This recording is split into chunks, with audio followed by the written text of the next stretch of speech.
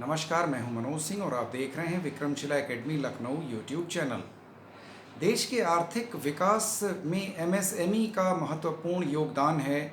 आजकल एमएसएमई की चर्चा बहुत ज़ोरों से है, तो आज के इस वीडियो में हम लोग जानेंगे कि एमएसएमई होती क्या है और एमएसएमई का देश के उत्पादन में कितना योगदान है, देश के जीडीपी में एमएसएमई का क्या योगदान है और जो एक्सपोर्ट्स हम करते हैं बाहर उसमें एमएसएमई का क्या योगदान है।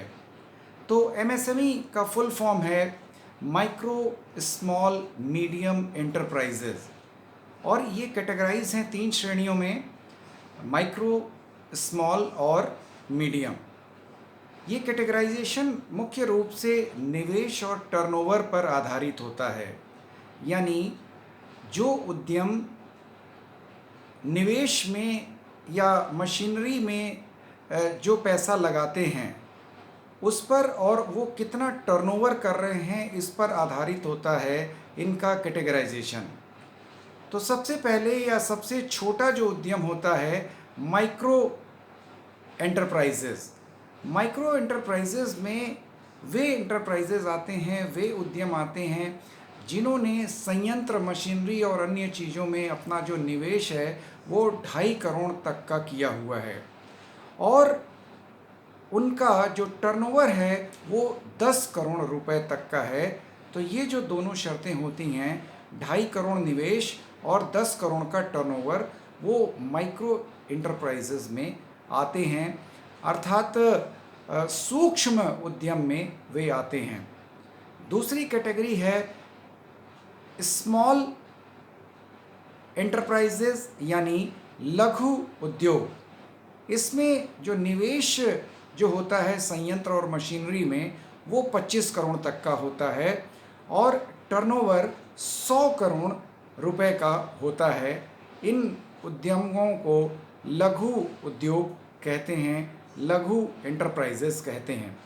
तीसरी जो कैटेगरी है मीडियम एंटरप्राइजेज, इसमें निवेश काफ़ी ज़्यादा होता है, 125 करोड़ का मशीनरी, संयंत्र और अन्य चीज़ों पर, और इनका टर्नओवर 500 करोड़ रुपए तक होता है।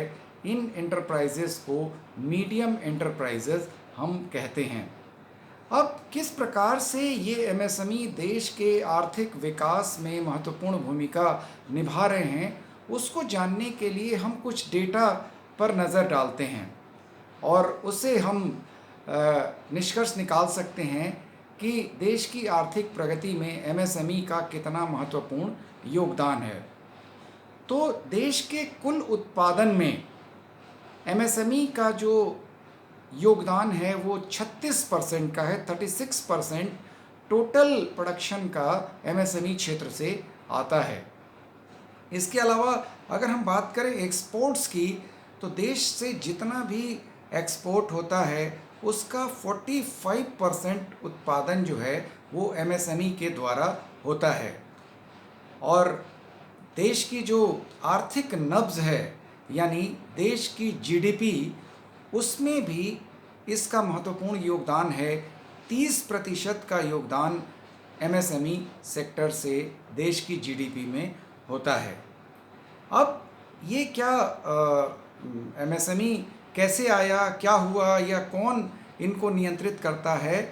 तो एमएसएमई डिपार्टमेंट की स्थापना 9 मई 2007 को हुई। 2 विभागों को मिला करके लघु उद्योग मंत्रालय तथा कृषि एवं ग्रामीण उद्योग मंत्रालय को मिला करके एमएसएमई मिनिस्ट्री यानी एमएसएमई मंत्रालय की स्थापना हुई थी। अगर हम बात करें कि भारत में सबसे ज़्यादा एमएसएमई की संख्या कहाँ पर है, तो उत्तर प्रदेश में सबसे ज़्यादा एमएसएमई हैं।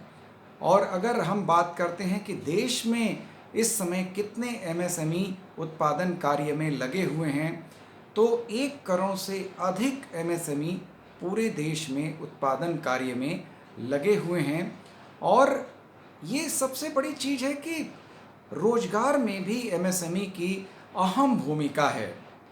नॉर्मली जो रोजगार है वो एक बड़ी संख्या में इनसे मिलता है, चाहे वो माइक्रो एंटरप्राइजेज़ हों या स्मॉल एंटरप्राइजेज़ हों या मीडियम एंटरप्राइजेज़ हों, इनमें अगर एक तरह से देखा जाए तो निवेश भी काफ़ी कम है, लेकिन कम निवेश पर भी ये ज़्यादा टर्नओवर देते हैं और ज़्यादा लोगों को रोज़गार प्रदान करते हैं। इसलिए भारत सरकार एमएसएमई पर विशेष ध्यान दे रही है। तो आज के वीडियो में बस इतना ही। अगले वीडियो में हम लोग फिर से किसी नए मुद्दे पर चर्चा करेंगे। आपसे अनुरोध है कि Vikramshila academy Lucknow YouTube channel को अधिक से अधिक सब्सक्राइब करें, लाइक करें और शेयर करें। नमस्कार, जय हिंद, जय भारत।